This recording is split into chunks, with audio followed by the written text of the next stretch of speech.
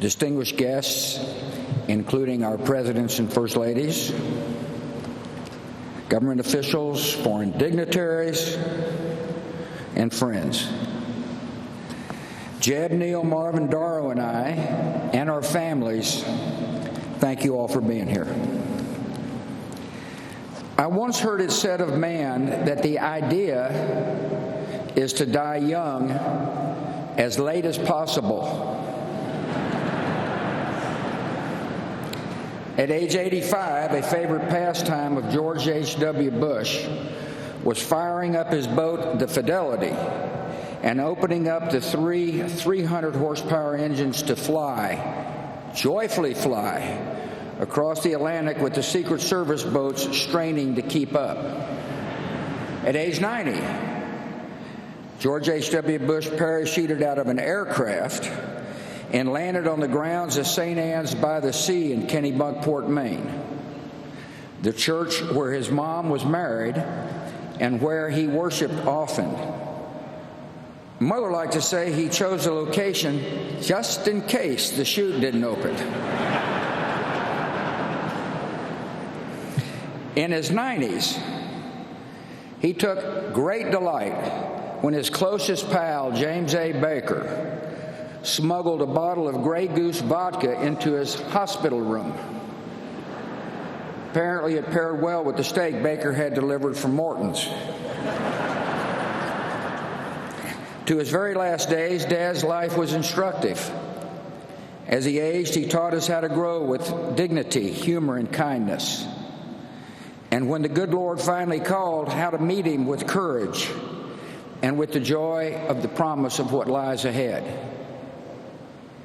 One reason Dad knew how to die young is that he almost did it, twice.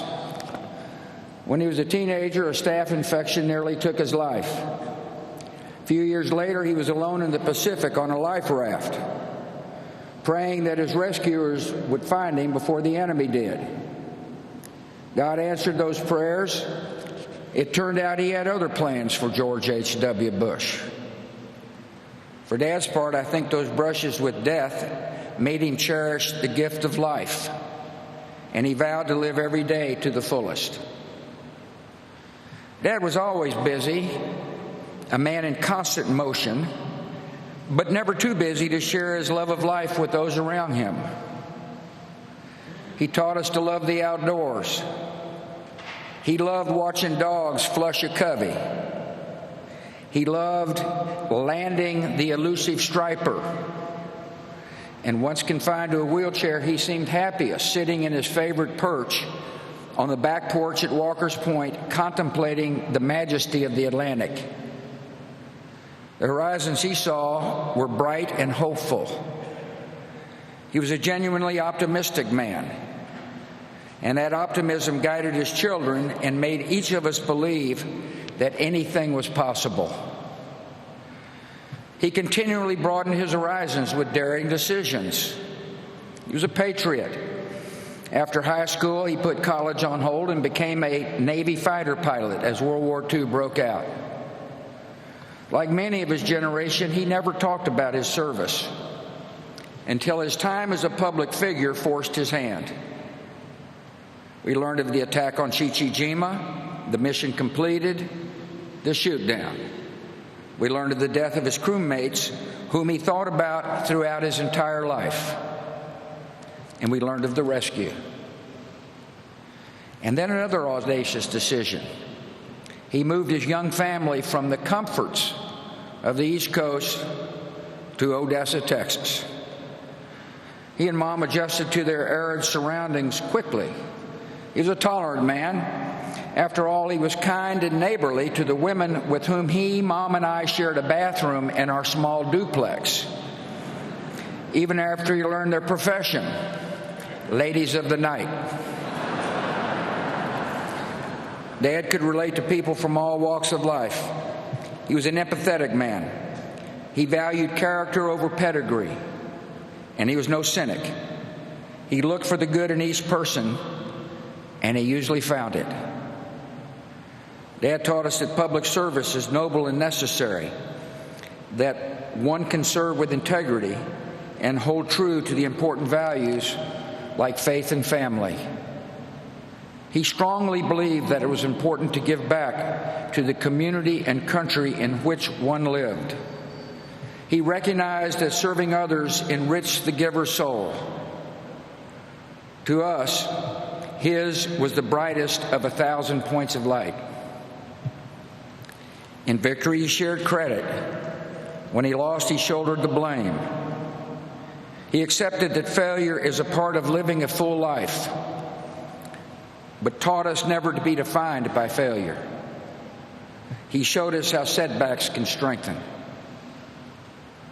None of his disappointments could compare with one of life's greatest tragedies, the loss of a young child.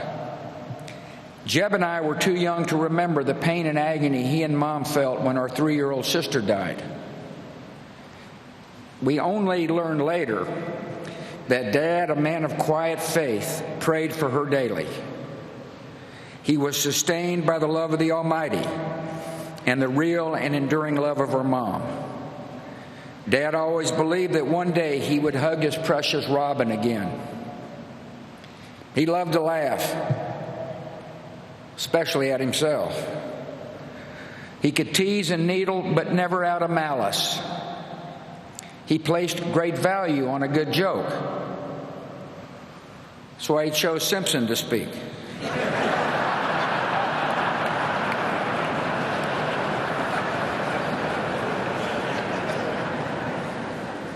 On email, he had a circle of friends with whom he shared or received the latest jokes.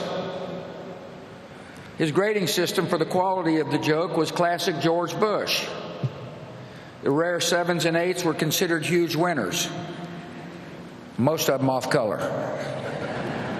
George Bush knew how to be a true and loyal friend. He nurtured and honored his many friendships with a generous and giving soul. There exist thousands of handwritten notes encouraging or sympathizing or thanking his friends and acquaintances. He had an enormous capacity to give of himself. Many a person would tell you that Dad became a mentor and a father figure in their life. He listened and he consoled. He was their friend. I think of Don Rhodes, Taylor Blanton, Jim Nance, Arnold Schwarzenegger, and perhaps the unlikeliest of all, the man who defeated him, Bill Clinton. My siblings and I refer to the guys in this group as brothers from other mothers. He taught us that a day was not meant to be wasted. He played golf at a legendary pace. I always wondered why he insisted on speed golf. He was a good golfer. Well, here's my conclusion. He played fast so that he could move on to the next event, to enjoy the rest of the day, to expend his enormous energy, to live it all. He was born with just 2 settings: full throttle, then sleep. He taught us what it means to be a wonderful father, grandfather, and great-grandfather. He was firm in his principles and supportive as we began to seek our own ways. He encouraged and comforted, but never steered. We tested his patience. I know I did. But he always responded with the great gift of unconditional love. Last Friday, when I was told he had minutes to live, I called him.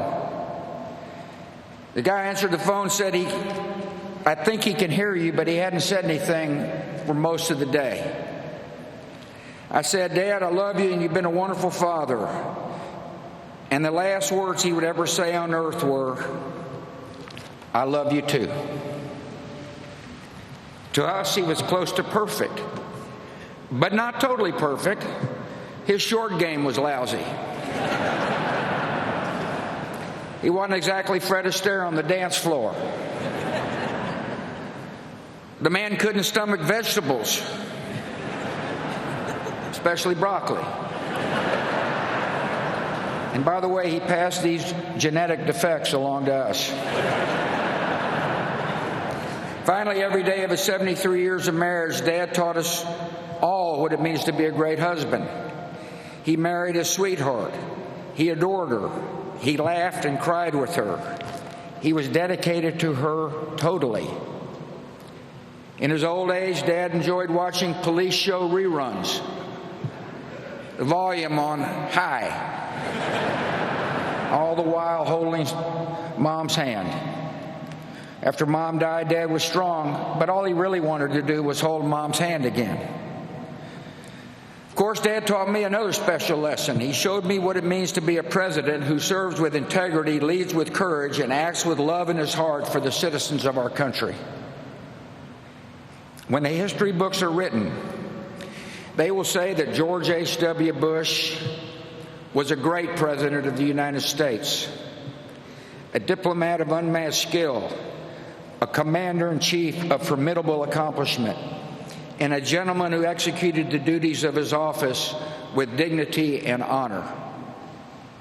In his inaugural address, the 41st President of the United States said this: "We cannot hope only to leave our children a bigger car, a bigger bank account.